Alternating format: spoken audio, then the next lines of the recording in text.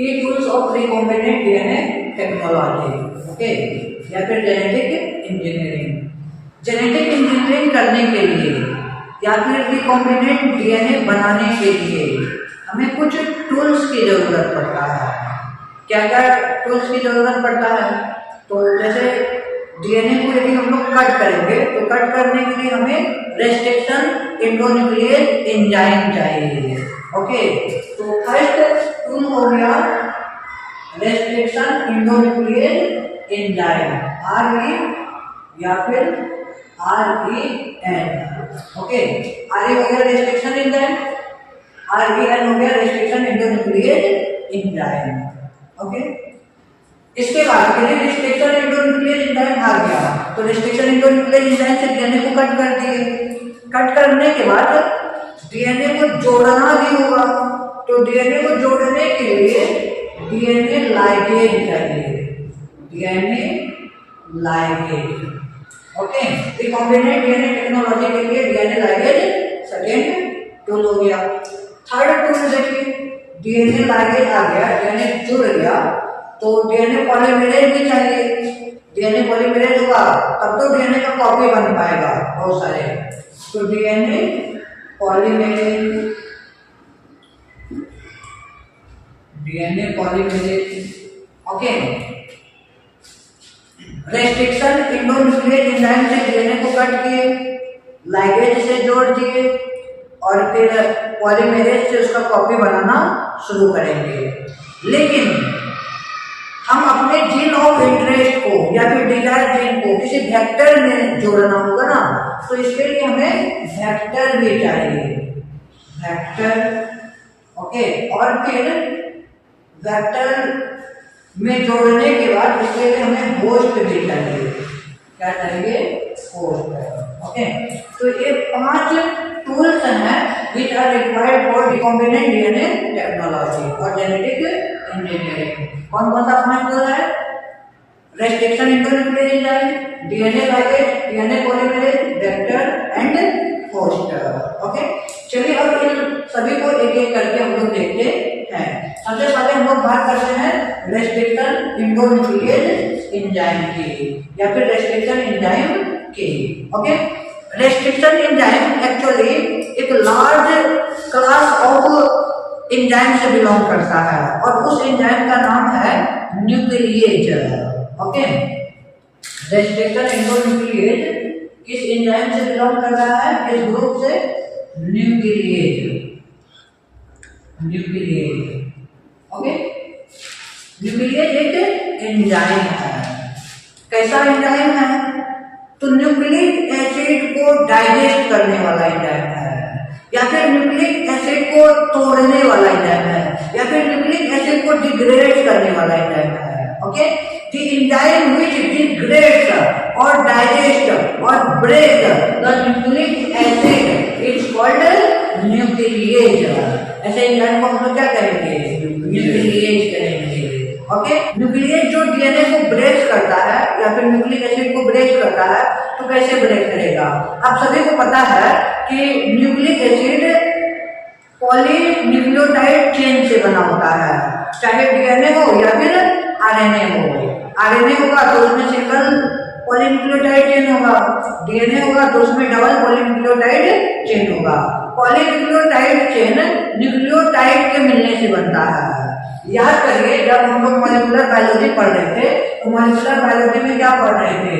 Sugar का, sugar nitrogenous base से जुड़ा और इधर फॉस्फेट से जुड़ा, एक न्यूक्लियोटाइड बन गया। फिर दूसरा देखिए, शुगर है, नाइट्रोजनस बेस है और फॉस्फेट है, 2 न्यूक्लियोटाइड बन गया। इसी तरह शुगर, नाइट्रोजनस बेस और फॉस्फेट, शुगर, नाइट्रोजनस बेस और फॉस्फेट। देखिए बहुत सारे न्यूक्लियोटाइड हो गए और बहुत सारे न्यूक्लियोटाइड आपस में फॉस्फोडाइस्टर बॉन्ड के थ्रू जुड़ा होता है।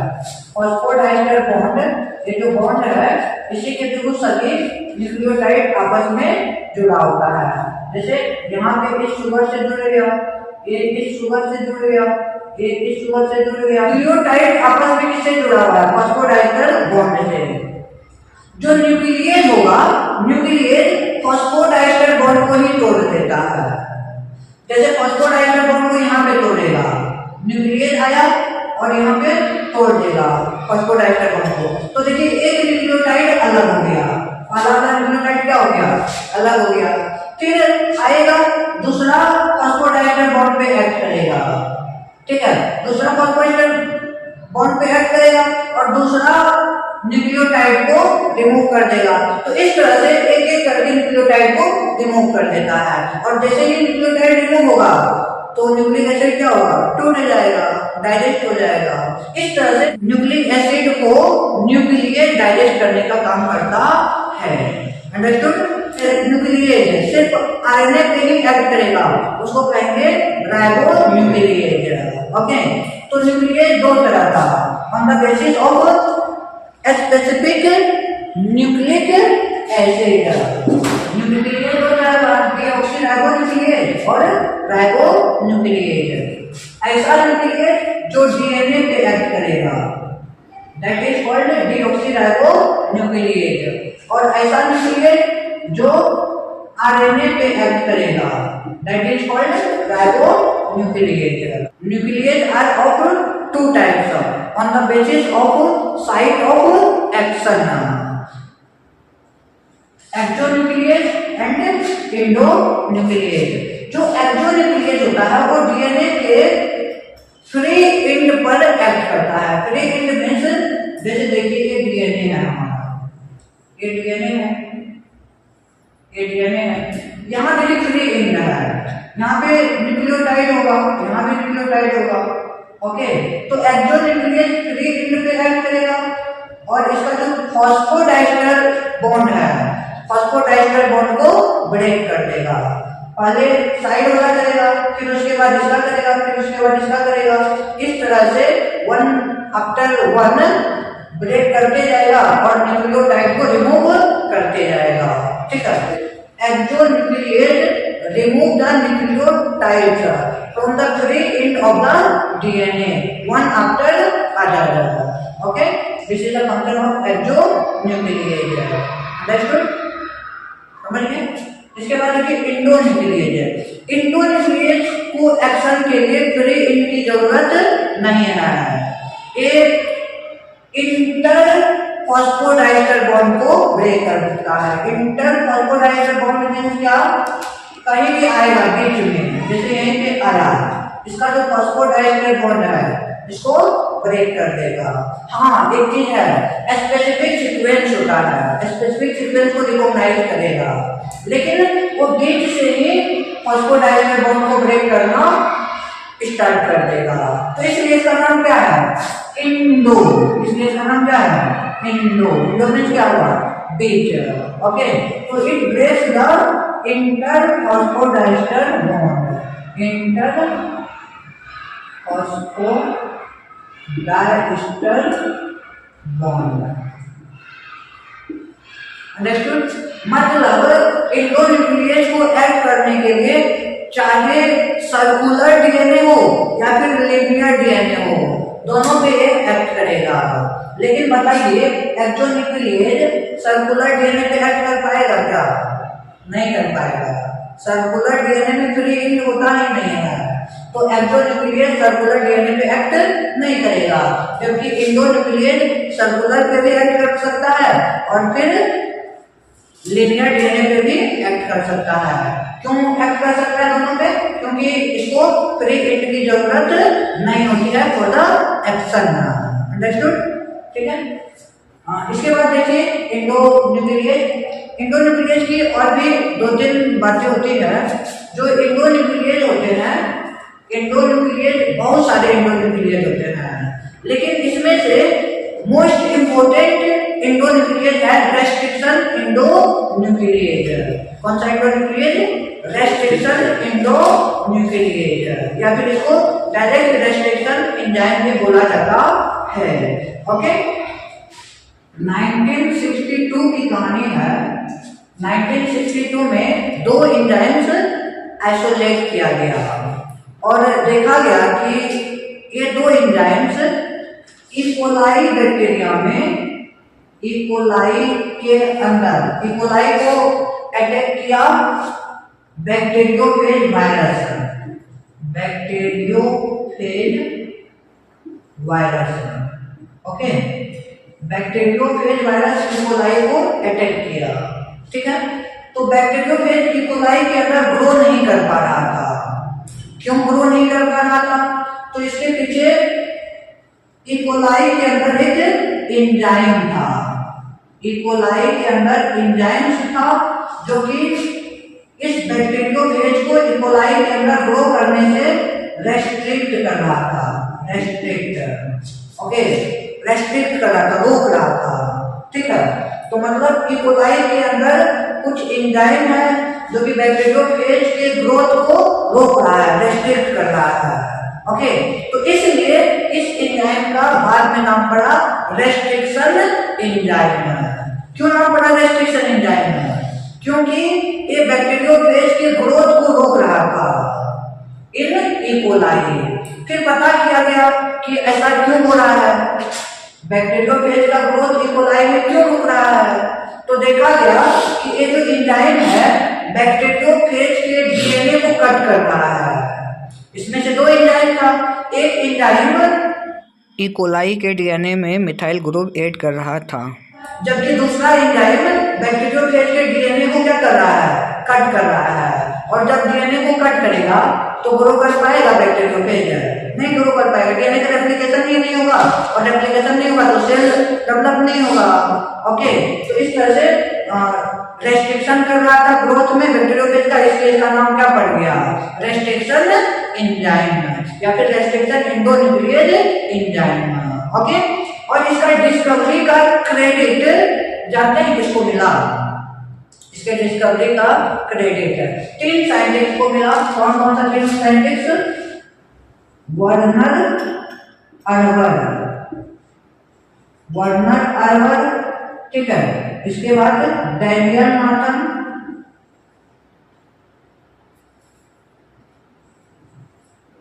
Daniel Nathan, Werner अर्वर, Daniel Nathan और हैमिल्टन, हैमिल्टन ओ स्मिथ, वो स्मिथ, ओके। ये तीनों साइंटिस्ट का क्रेडिट किया for the discovery of restriction enzymes. और इस रेस्ट्रिक्शन एंजाइम की डिस्कवरी के लिए इन तीनों साइंटिस्ट को नोबेल प्राइज भी मिला in physiology and medicine, medicine और फिजियोलॉजी के फील्ड में they were awarded with Nobel Prize, okay। ये बहुत बड़ा डिस्कवरी था इन बायोटेक्नोलॉजी, अंडरस्टूड? हाँ। तो इसके बाद देखिए फिर क्या हुआ।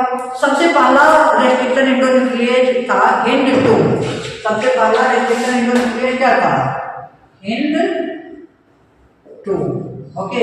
This was first restriction endonuclease enzyme. और एक चीज देखिए, जब ये आइसोलेट किया गया था, आइसोलेट करने के 5 साल बाद इसको कैरेक्टराइज किया गया था, ओके, मतलब इसको पहचाना गया था 5 साल बाद। एक चीज और देखिए, इसमें देखा गया कि HIND-2 ऑलवेज रिकॉग्नाइज और specific sequence of 6 bases in DNA, okay. HIND-2 हमेशा एक खास बेस को ही रिकॉग्नाइज कर रहा था और वो खास बेस 6 बेस पेयर से बना हुआ था, ओके। और उस खास बेस को बोला जाता है रिकॉग्निशन सीक्वेंस। कौन सा सीक्वेंस? Recognition sequence. तो ऐसा सिर्फ HIND-2 ही नहीं बल्कि जितना भी रेस्ट्रिक्शन एंडोन्यूक्लियेज होगा सभी रेस्ट्रिक्शन एंडोन्यूक्लियेज का अपना खास रिकॉग्निशन सीक्वेंस होता है। मतलब restriction endonuclease enzyme recognize specific sequence of bases, that is called recognition sequence, okay. और रिकॉग्निशन सीक्वेंस में जो कट करेगा, कट इस पॉइंट पे, जैसे देख लीजिए, जैसे मान लीजिए HIND-2 को ही लेते हैं, HIND-2 always recognise GTC, GAC, ये सीक्वेंस जहां पे रहेगा HIND-2 उसको रिकॉग्नाइज करेगा और रिकॉग्नाइज करने के बाद G और T के बीच में कट करेगा, ओके, तो इसको बोलेंगे, इस सीक्वेंस को बोलेंगे recognition sequence of hind 2। Okay, और जहां पे क्लीवेज कर रहा है, कट कर रहा है, इसको बोला जाता है रेस्ट्रिक्शन साइट। इस साइट को क्या बोलेंगे? Restriction site. Okay, site of cleavage और point of cleavage is known as restriction site. ठीक है, तो जितने भी रेस्ट्रिक्शन इंडोन्यूक्लियस एंजाइम हुआ सबका खास स्पेसिफिक रिकॉग्निशन सीक्वेंस होगा, और स्पेसिफिक रिकॉग्निशन सीक्वेंस के अलावे रिकॉग्निशन साइट होगा। हिंड 2 के अलावे अभी करीब 900 से ज्यादा रेस्ट्रिक्शन एंजाइम के बारे में हम लोगों को पता है, और 900 रेस्ट्रिक्शन एंजाइम करीब 230 से ज्यादा स्ट्रेट्स ऑफ बैक्टीरिया से आइसोलेट किया गया है। ओके, और इस restriction endonuclease enzymes has specific recognition sequence. Okay, restriction endonuclease एक स्पेसिफिक पैलिंड्रोमिक सीक्वेंस को रिकॉग्नाइज करता है। पैलिंड्रोमिक सीक्वेंस क्या होता है? Palindromic sequence, palindromic sequence. Palindromic sequence को समझने के लिए एक एग्जांपल लेते हैं। जैसे एक वर्ड है मलयालम,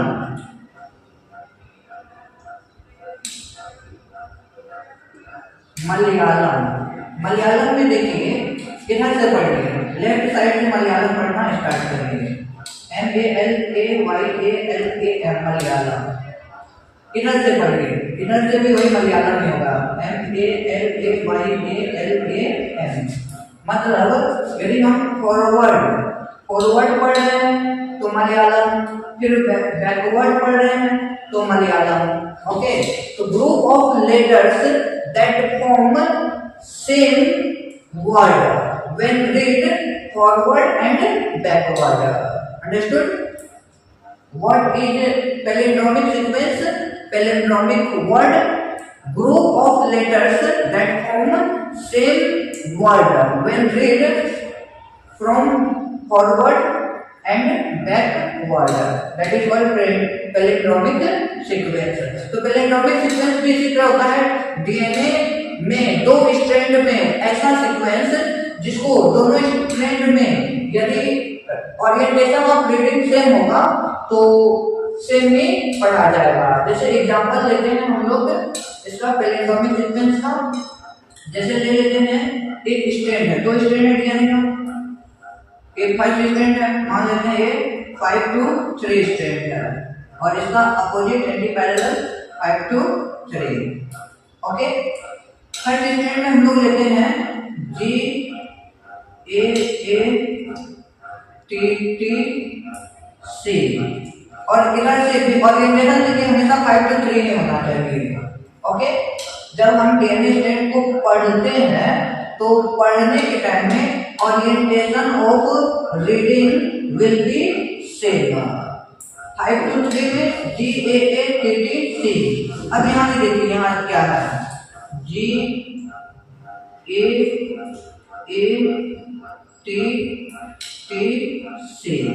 और आप लोग मिलाइए, दोनों कॉम्प्लीमेंट्री है। जी का कॉम्प्लीमेंट्री सी, ए का कॉम्प्लीमेंट्री टी, ए का टी, टी का ए, टी का ए, सी का जी। ओके, तो हमेशा रेस्ट्रिक्शन इंडोन्यूक्लियस एंजाइम एक पैलिंड्रोमिक सीक्वेंस को रिकॉग्नाइज करता है। जैसे यहाँ पे इक्वल फर्स्ट है, इक्वल फर्स्ट इस सीक्वेंस को आगे पहचान लेगा और जी और ए के बीच में इसको कट करेगा, यहाँ भी और यहाँ भी, जी और ए के बीच में। और जब जी और ए के बीच में कट करेगा तो यहाँ पे हैंगिंग ओवर हैंगिंग स्ट्रेच का फॉर्मेशन होगा, जिसको हम लोग स्टिकी एंड करते हैं। ओके, रेस्ट्रिक्शन इंडोन्यूक्लियस एंजाइम के बारे में खास बात हुआ कि restriction endonuclease enzyme always recognise और स्पेसिफिक पैलिंड्रोमिक सीक्वेंस।